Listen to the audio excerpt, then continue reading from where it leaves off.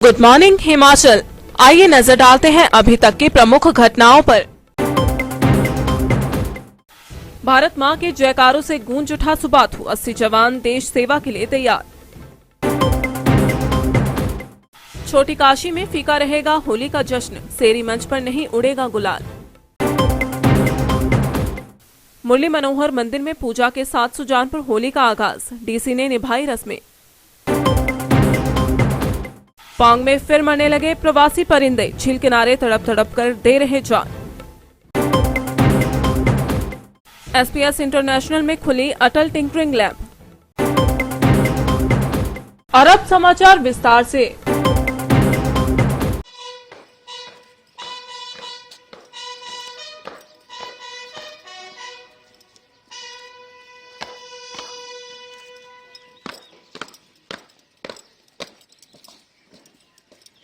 सुबाथू के सलारिया स्टेडियम में शनिवार को भारत माता के जय के नारों से पूरा सेना मैदान गूंजता रहा। 80 जवानों को कड़ी ट्रेनिंग के बाद शपथ दिलाई गई।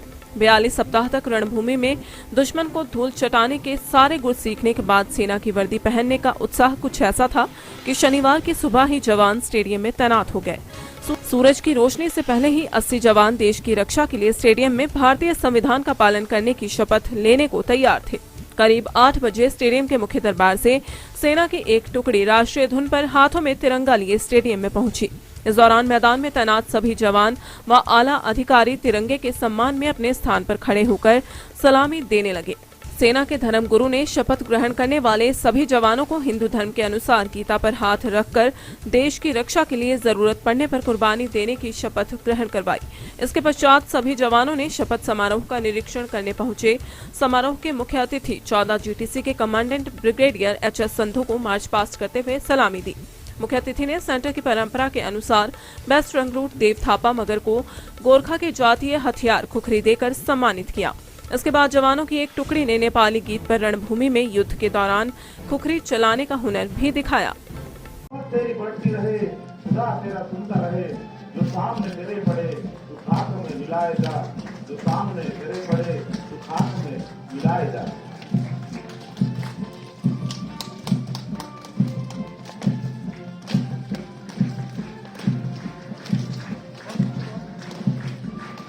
बोलिएको छ, निरन्तर धारा प्रवाहमा बढ्दै गरेका यी चलायमान कदमहरू आफ्नो कर्तव्यको बाटोमा जाँदै शानदार वेशभूषामा सजिएको अनुशासन र बहादुरीको प्रतीक कोर्स 145 का कमांडर कंपनी लीडर रंगरूट प्रज्वल नवाज को प्रति नंबर।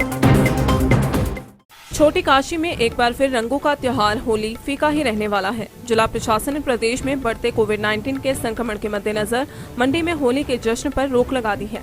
प्रशासन द्वारा जारी दिशा निर्देशों के अनुसार किसी भी जगह पर कोई भी सार्वजनिक या सामूहिक कार्यक्रम नहीं होंगे। इसी के तहत इस बार छोटी काशी के सेरी मंच पर गुलाल नहीं उड़ेगा। एडीसी मंडी जतिन लाल ने कहा कि कोरोना के बढ़ते मामलों को देखते हुए सार्वजनिक व सामूहिक स्थानों पर कोई भी कार्यक्रम नहीं होगा। उन्होंने लोगों से अपील की है कि सभी अपने प्रियजनों के साथ घर पर ही होली खेलें। उन्होंने सभी एसडीएम को भी निर्देश जारी किए हैं कि वे लोगों को मास्क पहनने, सामाजिक दूरी व सरकार द्वारा जारी कोविड प्रोटोकॉल की अनुपालना सुनिश्चित करवाएं।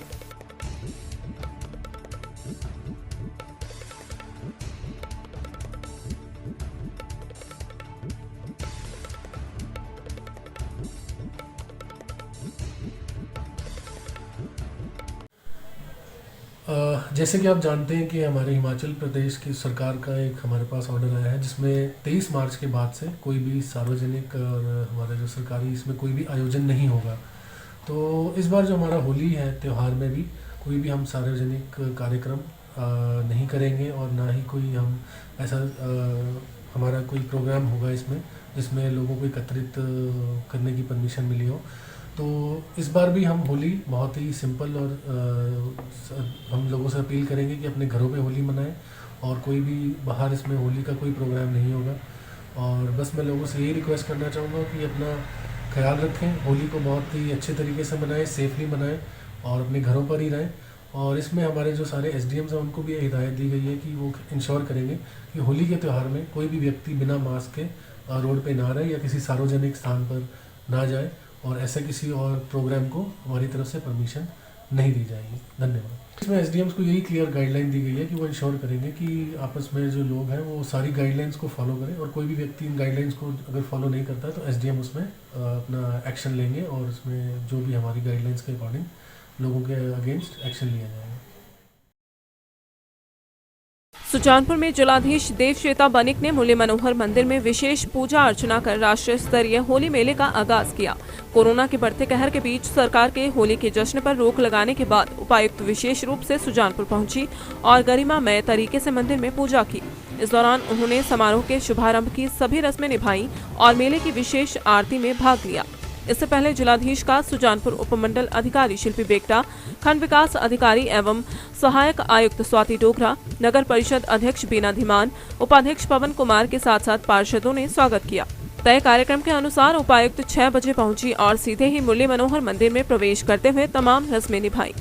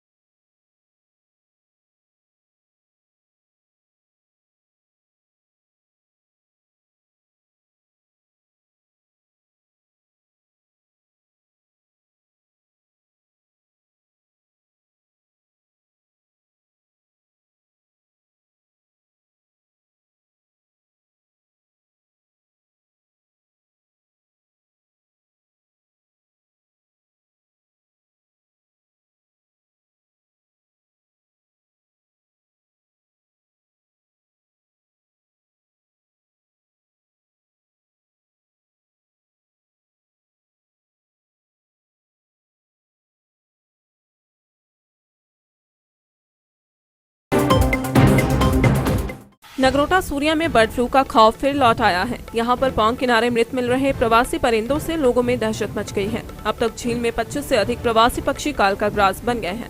पिछले 2 दिन में ही हुई पक्षियों की मौतों से चर्चाओं का माहौल गर्म हो गया है। बता दें कि पहले दिन पौंग किनारे 14 और दूसरे दिन 11 परिंदे मरे हुए मिले। अब हाल ये है कि इन परिंदों की लाशें गीदड़ और कौवे नोच रहे हैं, जिससे उनमें भी बीमारी फैलने का खतरा है। बता दें कि 2 महीने पहले पौंग झील में पहले बर्ड फ्लू के कारण 5000 से अधिक प्रवासी पक्षी मर चुके हैं। उस वक्त यहाँ पर हजारों की संख्या में प्रवासी पक्षी दस्तक दे चुके थे। अब काफी तादाद में वे लौट गए हैं, पर जो यहाँ हैं वे अब तड़प तड़प कर मर रहे हैं। वन्य प्राणी विभाग ने पक्षियों के सैंपल लेकर जांच के लिए जालंधर भेज दिए हैं।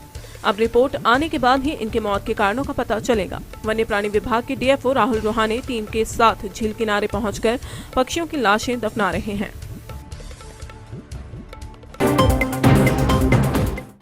मंडी के उपमंडल सरकाघाट के एसपीएस इंटरनेशनल में भारत सरकार द्वारा स्थापित आधुनिक अटल टिंकरिंग लैब का विधिवत उद्घाटन राज्य खेल परिषद के सदस्य और थाना वार्ड से जिला परिषद सदस्य चंद्रमोहन शर्मा ने किया। बता दें कि देश भर में स्कूलों में स्थापित आधुनिक अटल टिंकरिंग लैब की ओर से छात्रों द्वारा जो भी काम किया जाता है उसे अटल लैब की साइट पर अपलोड किया जाता है। इसमें विभिन्न प्रकार के प्रोजेक्ट और महीने भर की गतिविधियों को दर्शाया जाता है। सबसे बड़ी बात यह है कि इसका अवलोकन भारत सरकार का अटल इनोवेशन मिशन और नीति आयोग की टीम करती है।